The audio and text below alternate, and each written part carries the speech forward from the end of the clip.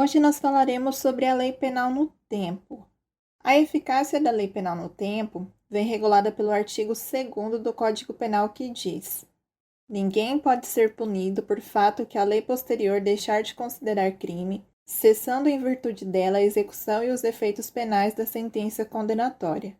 Parágrafo único. A lei posterior que de qualquer modo favorecer o agente aplica-se aos fatos anteriores, ainda que decididos por sentença condenatória transitada em julgado. Em regra, aplica-se a lei penal vigente ao tempo da prática do fato criminoso, de acordo com o princípio do tempus regit actum.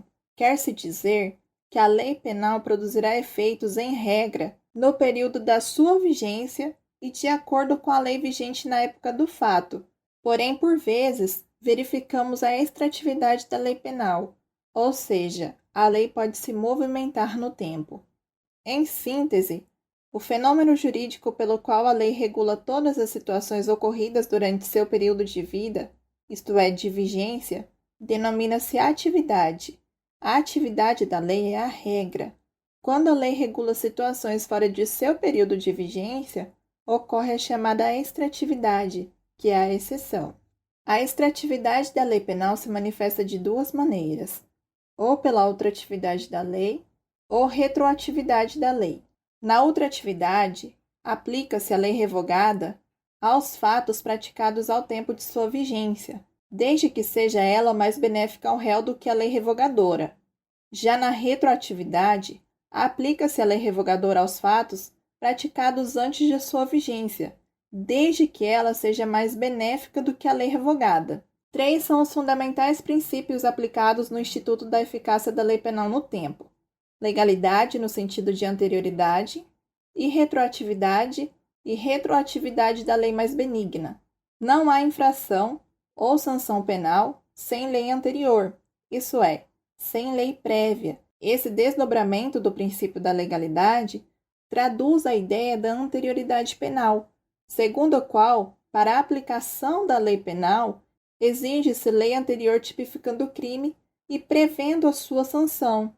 O segundo princípio constitucional, irretroatividade, descrito no artigo 5º, inciso 40 da Constituição, dispõe que a lei penal não retroagirá, salvo para beneficiar o réu, impondo-se assim a irretroatividade da lei penal, salvo quando a lei nova seja benéfica ao acusado. Por fim, quanto à retroatividade da lei mais benigna, é indispensável investigar qual a que se apresenta mais favorável ao indivíduo tido como infrator. A lei anterior, quando for mais favorável, terá outra atividade e prevalecerá mesmo ao tempo de vigência da lei nova, apesar de já estar revogada. O inverso também é verdadeiro, isso é, quando a lei posterior for mais benéfica, retroagirá para alcançar fatos cometidos antes de sua vigência. Conforme já vimos, via de regra, a lei a ser aplicada é a lei vigente no momento da conduta criminosa. O difícil é saber qual é esse momento. E há 3 correntes quanto à determinação do momento da prática do crime, e são elas: da atividade, do resultado e mista. Para a teoria da atividade, também chamada de teoria da ação, considera-se o momento do crime quando o agente realizou a ação ou a omissão típica, ou seja, considera-se praticado o crime no momento da conduta do agente, não se levando em consideração o momento do resultado, se diverso. Essa é a teoria adotada pelo Código Penal em seu artigo 4º. A segunda corrente, denominada como teoria do resultado, do evento ou do efeito, defende que o momento do crime é aquele em que ocorreu o resultado.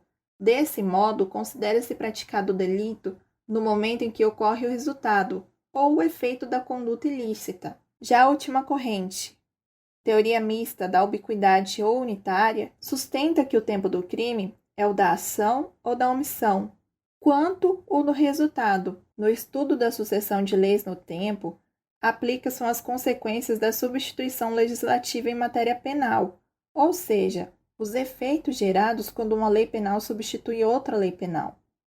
Em uma situação ideal de normalidade, a lei penal vigente na época do fato delituoso é a que embasará o julgamento e execução penal do agente. O tempus regit actum.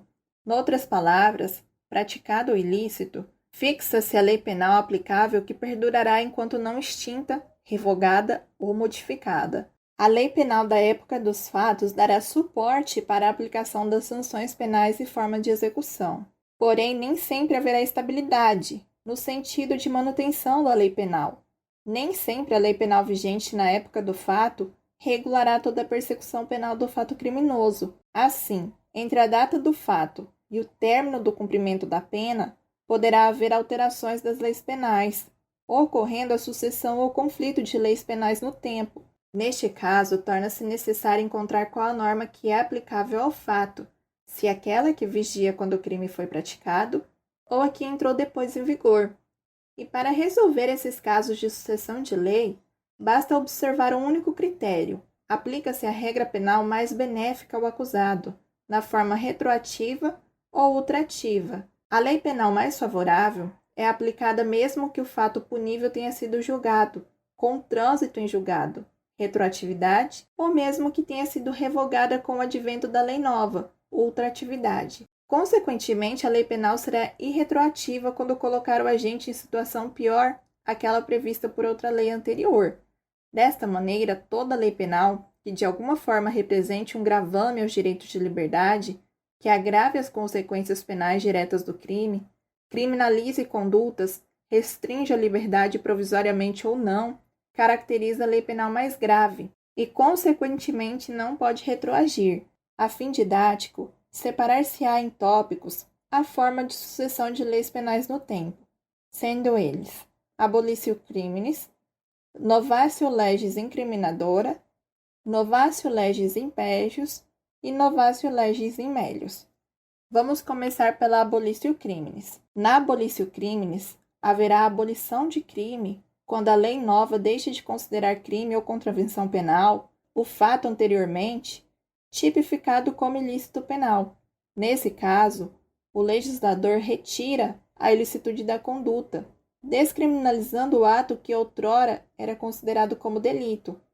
O instituto da abolitio criminis está descrito no caput do artigo 2º do Código Penal, sendo causa de extinção de punibilidade, conforme o artigo 107, inciso 3º do Código Penal. Dessa forma, os agentes que estiverem sendo processados terão seus processos extintos. Já os que ainda não tiverem sido denunciados terão seus inquéritos trancados. Alcança a execução e os efeitos penais da sentença condenatória, mas permanecem os efeitos civis da condenação, por exemplo, a obrigação de reparar o dano causado pela infração, a constituição de título executivo extrajudicial e etc.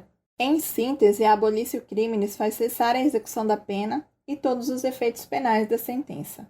Novatio legis in melius é a lei que, sem excluir a incriminação, ou seja, sem constituir abolitio criminis, é mais favorável ao agente. René Arialdotti leciona que o advento de uma lei nova poderá beneficiar o agente não apenas quando descriminaliza o fato anteriormente punível, mas quando institui uma regra de direito penal que altere a composição do tipo ilícito, modifique a natureza, a qualidade, a quantidade ou a forma de execução da pena, estabelece uma condição de punibilidade ou processabilidade, de qualquer outro modo é mais favorável. Em suma, a novatio legis in melius, assim como a abolitio criminis, retroage para beneficiar o agente criminoso, aplicando-se de forma imediata aos processos em andamento, sentenciados ou não, e também à execução penal. A novatio legis impégios, também chamada de lex gravior, é a lei posterior que, de qualquer modo, agrava a situação do agente. Por exemplo, aumenta a pena ou impõe uma forma de execução mais severa.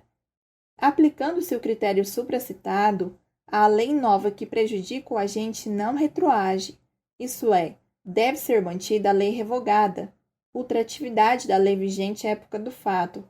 Destarte, havendo inovação legislativa para pior, a lei que terá incidência nesse caso é a antiga, que vai continuar regendo os fatos ocorridos em seu tempo.